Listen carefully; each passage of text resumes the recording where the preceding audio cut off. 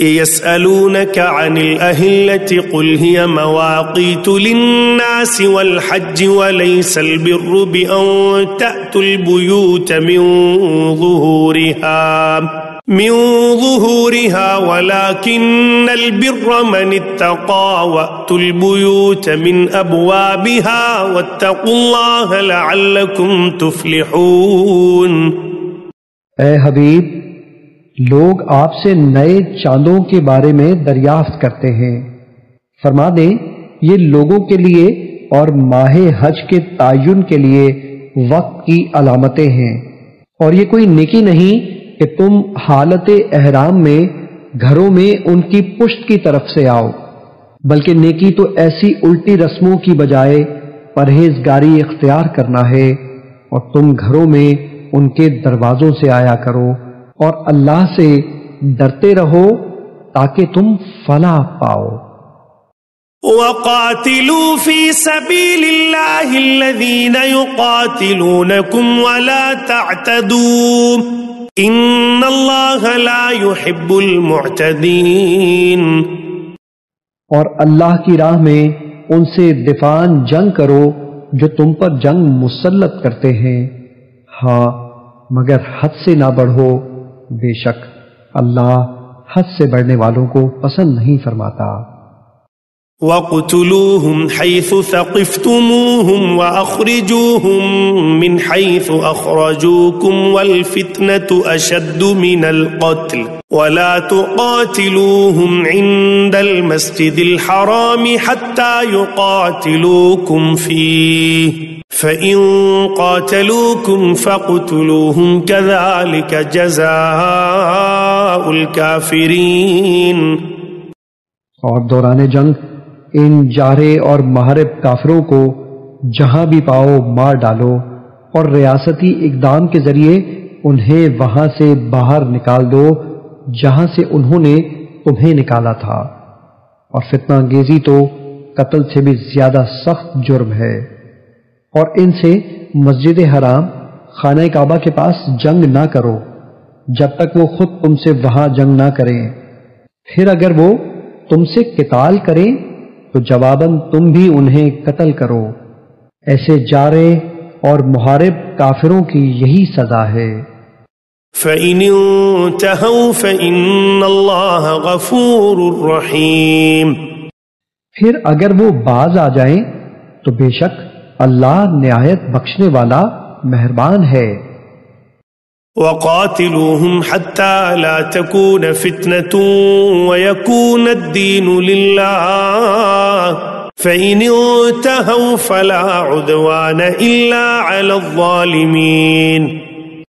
اور ان سے جنگ کرتے رہو حتیٰ کہ کوئی فتنہ باقی نہ رہے اور دین اللہ ہی کی تابع ہو جائے، یعنی امن و سلامتی اور انسانی تکریم کے تحفظ کا نظام عملاً قائم ہو جائے۔ پھر اگر وہ باز آ جائیں تو سوائے ظالموں کے کسی پر زیادتی روا نہیں۔ الشہر الحرام بالشہر الحرام والحرمات قصاص فمن اعتدى عليكم فاعتدوا عليه بمثل ما اعتدى عليكم واتقوا الله واعلموا ان الله مع المتقين۔ حرمت والے مہینے کے بدلے حرمت والا مہینہ ہے، اور دیگر حرمت والی چیزیں ایک دوسرے کا بدل ہیں، پس اگر تم پر کوئی زیادتی کرے تم بھی اس پر زیادتی کرو، مگر اسی قدر جتنی اس نے تم پر کی، اور اللہ سے ڈرتے رہو اور جان لو کہ اللہ ڈرنے والوں کے ساتھ ہے۔ وَأَنفِقُوا فِي سَبِيلِ اللَّهِ وَلَا تُلْقُوا بِأَيْدِيكُمْ إِلَى التَّهْلُكَةِ وَأَحْسِنُوا إِنَّ اللَّهَ يُحِبُّ الْمُحْسِنِينَ۔ اور اللہ کی راہ میں خرچ کرو اور اپنے ہی ہاتھوں خود کو ہلاکت میں نہ ڈالو، اور نیکی اختیار کرو، بے شک اللہ نیکوکاروں سے محبت فرماتا ہے۔ وَأَتِمُّوا الْحَجَّ وَالْعُمْرَةَ لِلَّهِ فَإِنْ أُحْصِرْتُمْ فَمَا اسْتَيْسَرَ مِنَ الْهَدْيِ ولا تحلقوا رؤوسكم حتى يبلغ الهدي محله فمن كان منكم مريضا أو به أذى من رأسه ففدية من صيام أو صدقة أو نسك فإذا أمنتم فمن تمتع بالعمرة إلى الحج فما استيسر من الهدي فمن لم يجد فصيام 3 أيام في الحج و7 إذا رجعتم تلك 10 كاملة ذلك لمن لم يكن أهله حاضر المسجد الحرام واتقوا الله واعلموا أن الله شديد العقاب۔ اور حج اور عمرہ کے مناسک اللہ کے لیے مکمل کرو، پھر اگر تم راستے میں روک لیے جاؤ تو جو قربانی بھی میسر آئے کرنے کے لیے بھیج دو، اور اپنے سروں کو اس وقت تک نہ منڈواؤ جب تک قربانی کا جانور اپنے مقام پر نہ پہنچ جائے۔ پھر تم میں سے جو کوئی بیمار ہو یا اس کے سر میں کچھ تکلیف ہو، اس وجہ سے قبل اس وقت سر منڈوا لے تو اس کے بدلے میں روزے رکھے یا صدقہ دے یا قربانی کرے۔ پھر جب تم اطمینان کی حالت میں ہو تو جو کوئی عمرے کو حج کے ساتھ ملانے کا فائدہ اٹھائے تو جو بھی قربانی میسر آئے کر دے۔ پھر جسے یہ بھی میسر نہ ہو وہ 3 دن کے روزے زمانہ حج میں رکھے، اور 7 جب تم حج سے واپس لوٹو۔ یہ پورے 10 روزے ہوئے۔ یہ رعایت اس کے لیے ہے جس کے اہل و عیال مسجد حرام کے پاس نہ رہتے ہوں، یعنی جو مکے کا رہنے والا نہ ہو۔ اور اللہ سے ڈرتے رہو اور جان لو کہ اللہ سخت عذاب دینے والا ہے۔ الحج أشهر معلومات فمن فرض فيهن الحج فلا رفث ولا فسوق ولا جدال في الحج وما تفعلوا من خير يعلمه الله وتزودوا فإن خير الزاد التقوى واتقون يا أولي الألباب۔ حج کے چند مہینے معین ہیں، یعنی شوال، ذوالقعدہ اور عشرہ ذی الحجہ۔ تو جو شخص ان مہینوں میں نیت کر کے اپنے اوپر حج لازم کر لے تو حج کے دنوں میں نہ عورتوں سے اختلاط کرے اور نہ کوئی اور گناہ، اور نہ ہی کسی سے جھگڑا کرے، اور تم جو بھلائی بھی کرو اللہ اسے خوب جانتا ہے، اور آخرت کے سفر کا سامان کر لو، بے شک سب سے بہتر زاد راہ تقوی ہے، اور اے عقل والو میرا تقوی اختیار کرو۔